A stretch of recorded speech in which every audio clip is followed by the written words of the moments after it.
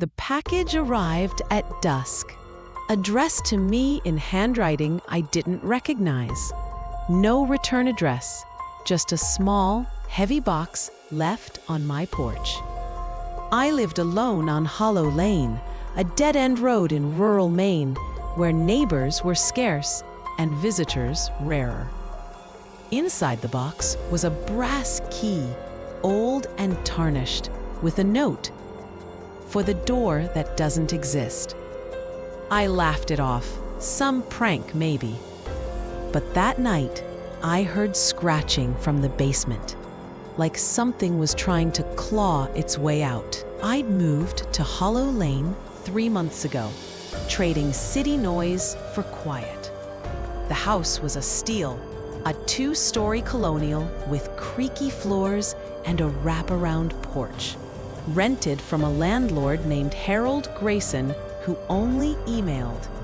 Perfect for a writer, the listing said, and at 29, chasing a novel deadline, I was sold. The house delivered, no Wi-Fi, spotty cell service, and a stillness that felt alive. The package changed everything. It was plain cardboard, sealed with duct tape. The key was heavy, its teeth worn smooth, like it had unlocked 1,000 doors. The note, on yellowed paper, read, "For the door that doesn't exist." No signature. I set it on the kitchen counter, trying to shake the unease. A post office mix-up, maybe. But Hollow Lane was a mile from the nearest mailbox, and the delivery felt deliberate. I checked the porch, scanning the darkening yard. The woods were silent, swallowing sound. No tire tracks, no footprints. Just the box, like it appeared from nowhere. That night, I locked every door and window, a city habit. The house had quirks, groaning pipes, settling beams. But as I lay in bed, the scratching started. Faint, like a mouse in the basement. Then louder, deliberate, a slow drag of something sharp against concrete. I sat up, heart thudding. It stopped, then resumed, rhythmic, like a code. I grabbed my flashlight and crept downstairs, the key in my pocket, for reasons I couldn't explain. The basement door, a heavy oak slab with a rusty bolt, was in the kitchen. I'd been down there once, checking the furnace, a damp, cobwebbed space with a dirt floor and mildewed boxes from past tenants. Nothing worth stealing, nothing worth scratching. The door creaked open, the air below stale. My flashlight cut through the dark, revealing the same clutter. The scratching stopped, but the silence felt heavy, like the house was holding its breath. I scanned for a rat or cat. Nothing. Then my light caught a faint outline on the far wall, where concrete met dirt. A seam, too straight to be natural, forming a 6-foot rectangle. No handle, no hinges, but a tarnished keyhole glinted in the center. My hand went to the key. It was the same size, the same brass. The house plans showed no door here, just 4 walls, a furnace, a water heater. Whatever was behind it wasn't supposed to be. Curiosity, the kind that kills, won out. I slid the key into the lock. It fit perfectly, turning with a click. The wall didn't budge. I pushed, pulled, traced the seam. Nothing. The key had unlocked something, but the door, if it was a door, stayed shut. Disappointed, I stepped back, the flashlight trembling. Then I heard it. A whisper, faint, like wind. Not yet. It came from the other side. I stumbled upstairs, slammed the basement door, and shoved a chair under the knob. Sleep was impossible. The whisper replayed, low and raspy, like it knew me. By morning, I was half convinced I'd imagined it. Exhaustion plays tricks, but the key was real, and so was the keyhole. I needed answers. Harold Grayson had been vague about the house's history. Old family property since the 1800s. I'd never pressed, but now I had to know. With no internet, I drove to the town library in Cutler's Grove, 10 miles away. The librarian Marjorie, a woman in her 60s, greeted me. "New to Hollow Lane, aren't you?" she said, like she'd been expecting me. I nodded, unsure how she knew. Small towns, I figured. I asked for records, deeds, newspapers, anything. She pointed me to a microfilm reader and archives labeled Cutler's Grove, 1800 to 1950. The house was built in 1823 by Elias Morrow, a merchant who lived there with his wife, Clara, and daughter, Abigail, until 1835 when they vanished. No bodies, no trace, just an empty house. The town paper called it a mystery, suggesting debts or a forest mishap. Locals whispered of curses, spirits, a door that led nowhere. A 1901 photo showed the house, much as it looked now, but with a boarded-up basement window. The caption read, "Oro House, site of unexplained disturbances." Tenants reported voices, shadows, marks in the basement. One, Thomas Reed, claimed in 1897 he'd found a hidden door that opened to nothing but darkness. He left the next day. Records thinned after 1920. The house changed hands, sat vacant, was rented. No one stayed long. A 1948 article reported a basement fire, quickly extinguished, cause unknown. In 1973, a tenant, Ellen Carver, vanished. Her car was found on Hollow Lane, but she was gone. I left with more questions. Marjorie stopped me. "Be careful," she said, her smile gone. "That house doesn't like company." I laughed, but her words stuck. On the drive home, I glanced at the key on the passenger seat. It felt heavier, like it carried the house's secrets. That night, the scratching returned, louder. I stayed upstairs, the basement door barricaded with a bookcase. The whisper came again, "Open it." I didn't sleep. By dawn, I was ready to leave. Deadline be damned. But as I packed, I found a second note in my coat pocket. Same handwriting. "You're already part of it." It wasn't just the words. The paper was yellowed, like it was decades old. I hadn't put it there. Someone, or something, had. I tore the house apart for clues. Under the kitchen sink, a loose floorboard hid a rusted tin box. Inside were letters to the tenant, dated 1876 to 1965. All in that handwriting, warning not to open the basement door. One, from 1922, read, "It's not a door, it's a mouth. It hungers." I wanted to dismiss it as folklore, but the scratching was real, and so was the keyhole. I called Harold, but his number was disconnected. An email bounced back. He was gone, if he'd ever existed. I was alone, and the house knew it. The scratching grew unbearable by the third night, skittering inside walls, under floors. I hadn't slept in days, nerves frayed. At midnight, I snapped. I grabbed a crowbar, the key, and a flashlight, and marched to the basement. The seam was clearer, like the house wanted me to see it. I pried with the crowbar, the wall groaning, then splitting to reveal a black wooden door. The keyhole glowed faintly. I turned the key and pushed.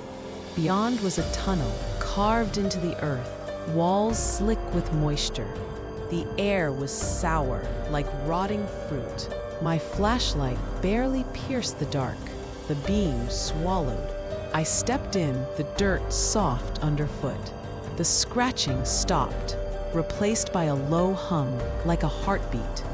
The tunnel sloped downward, twisting. I walked for minutes, maybe hours, losing time. The walls changed, dirt to stone, then polished. Carvings appeared. spirals, jagged lines. My flashlight flickered, the hum louder, vibrating in my chest. Then I saw it, a second door, identical, set in stone. Another keyhole, but my key didn't fit. I pounded the door, desperate. It didn't budge. The tunnel shifted, walls closing in. I ran, the hum chasing me, until I stumbled into the basement. The first door slammed shut, the seam vanishing. I collapsed, gasping. The key was gone, lost in the tunnel. Upstairs, my laptop, off for days, flickered on. Words appeared, typed by no one. You opened it. Now it knows you. I couldn't leave. The house had marked me. I boarded the basement door, nailing planks until my hands bled.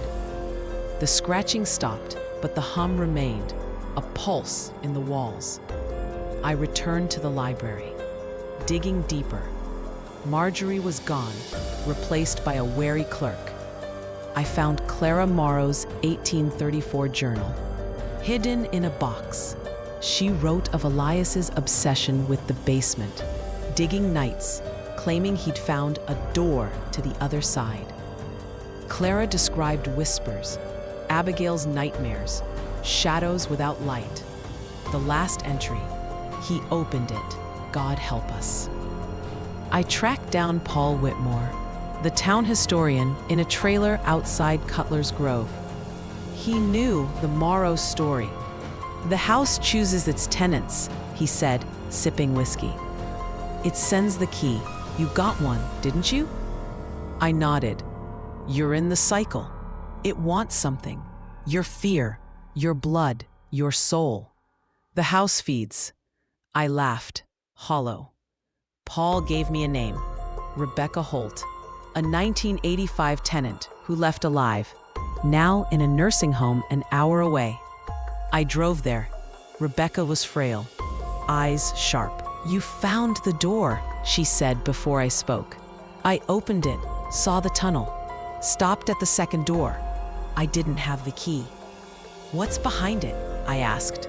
Something old, not human, but it thinks, waits. The house is its cage, we're bait. She clammed up, muttering about the cycle. As I left, she whispered, burn it down, only way. Back home, things escalated. Objects moved, keys on the counter, then under the couch. My manuscript, nearly done, was rewritten overnight.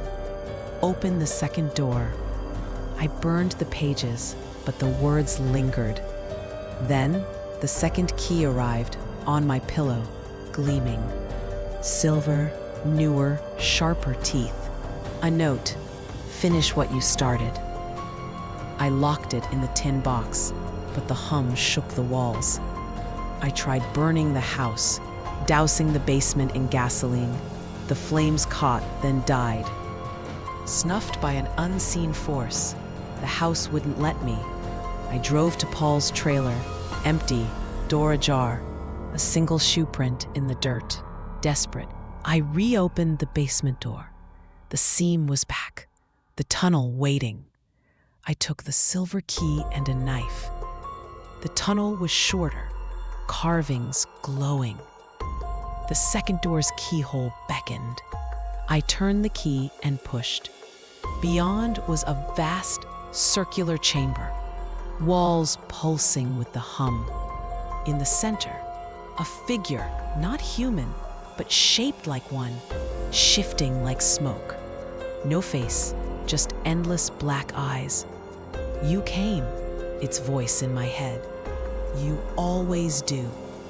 I backed away, but the door was gone. The figure drifted closer, its eyes unraveling my memories, childhood, fears, my novel. It fed, growing solid, mimicking me. I am you, it said. You are mine. I stabbed it, the knife sinking into nothing. It laughed, splitting my skull. I ran, the chamber collapsing, the tunnel spitting me back.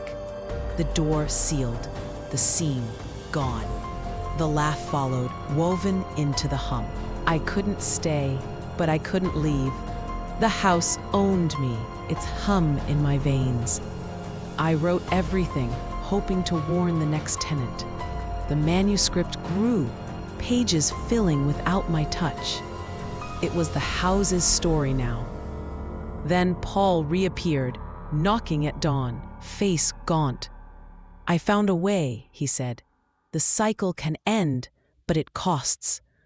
He held a third key, bone white, carved with symbols. "This opens the final door in the attic. It takes your past, your future, everything you are, but the house dies." We climbed to the attic, the hatch hidden, blending with the ceiling. A small white door stood at the far end, its keyhole pulsing. Paul handed me the key. "It'll take everything, but the cycle breaks." The hum was deafening, the figures laugh inside it. I saw my life, my novel, my solitude, my fears slipping away. But I saw the tenants before me, trapped, and those who'd come after. I inserted the key. The door opened to void. Not a tunnel, not a chamber, nothing. The figure was there, eyes pleading. "Stay," it whispered. "Be whole." I stepped through, the void swallowing me. My memories burned, my name, my story. The house screamed, walls crumbling. I woke in a field, the house ash and rubble. Paul was there, older, eyes hollow. "You did it," he said. "The cycle's broken." I didn't know my name, but I felt free. The hum was gone. I live in Cutler's Grove now, in a small apartment. I don't write, words feel foreign. Townsfolk avoid me, whispering about Hollow Lane. Marjorie, back at the library, gave me a 1923 photo of the house. In the background, barely visible, a figure with my face. Sometimes I dream of a white door, glowing, a voice calling me home. I wake sweating, checking locks. Yesterday, a package arrived, addressed to the tenant. Inside, a small brass key with a note, "For the door that doesn't exist." I burned it. But last night, I heard scratching,